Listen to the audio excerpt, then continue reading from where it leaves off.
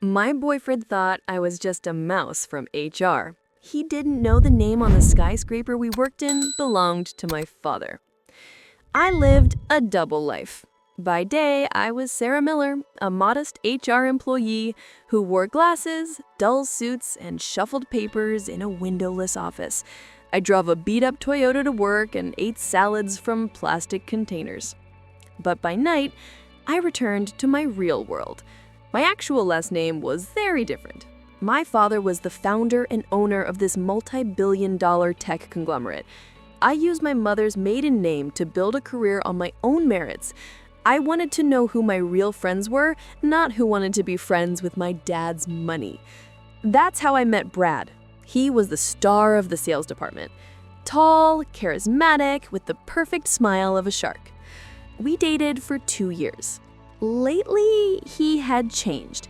He became arrogant, condescending, he got a huge bonus, bought expensive watches, and started referring to colleagues as trash. But I loved him, or I thought I did. The night of the corporate Christmas party had arrived. It was the event of the year. A rented penthouse downtown, expensive wines, live jazz. Brad was in his element. He left me by the buffet table saying, "Babe, stay here. I need to schmooze with the important people. You'd be bored anyway." 2 hours passed. Tired of waiting, I went looking for him. I found him on the balcony of the VIP section. He wasn't alone. Brad had Jessica, a 22-year-old marketing intern who always looked at him like he was a god, pinned against the glass railing. His hands were under her dress, and they were kissing like there was no tomorrow. My world shattered. I dropped my glass, and the sound of breaking crystal made them stop. Brad turned around. His eyes were glazed and empty. No regret whatsoever.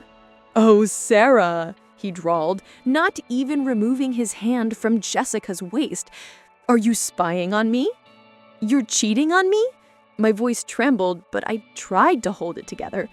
"After 2 years? Here?" He laughed. It was a cruel, cold laugh. "Look, don't make a drama out of this. Look at yourself and look at her. You are boring, you're office plankton, and I am the top manager. I brought the firm 10 million this quarter. I am God here.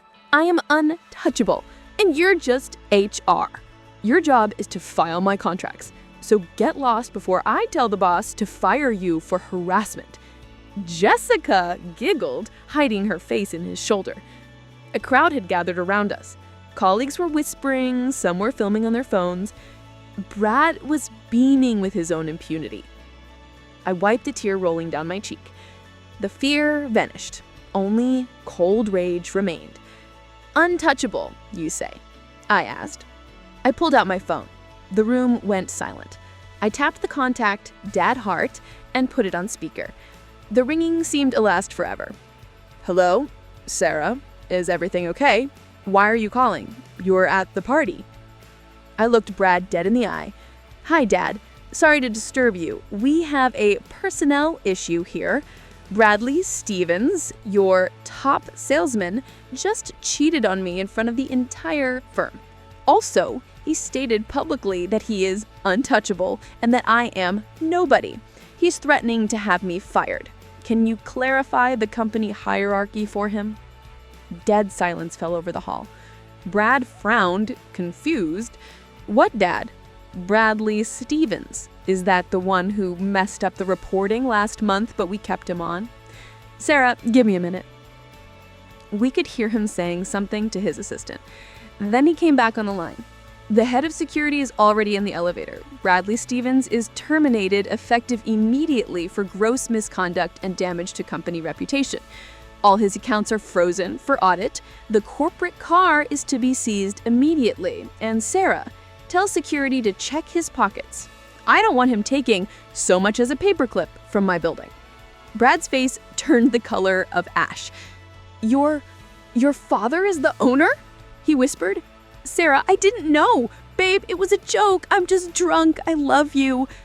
The elevator doors opened with a distinct ding. 2 massive security guards in black suits headed straight for us. "Mr. Stevens?" Please come with us. Don't make us use force." Brad tried to pull away. "You have no right. I bring money to this company." The guard silently ripped his ID badge off his neck and snatched the keys to the brand new Mercedes he had received a week ago. They dragged him across the entire hall. 300 people he had looked down upon were now watching his walk of shame. When the elevator doors closed behind him, I turned to Jessica. She stood white as a sheet, pressed against the corner. I took a sip of champagne, smiled, and said, "And you, darling, I expect you in HR tomorrow at 8 a.m. Bring a cardboard box for your things. You're going to need it."